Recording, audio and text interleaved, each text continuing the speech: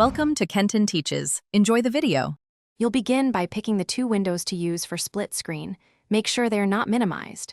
Click and hold the green full screen button in the top left of the first window, and you'll see the screen tile. This is Mac OS giving you options. Release the button to snap that window to one side.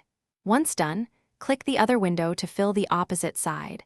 This is faster than dragging and keeps window sizes equal for most workflows. Now adjust the layout so both apps work for you. Drag the vertical divider in the middle to change the width ratio, and notice how one app can get more space. If you need a different app, swipe up with 3 or 4 fingers to open Mission Control, then drag a new window into the split space. This swaps apps without exiting split view. Make sure to peek at the menu bar. It's hidden until you move the cursor up, so you won't lose controls. To finish, click the green full screen button again or use Mission Control to drag one app out of the split. Your desktop returns to normal. If an app refuses to tile, it likely doesn't support split view. Instead, place windows manually and resize them side by side.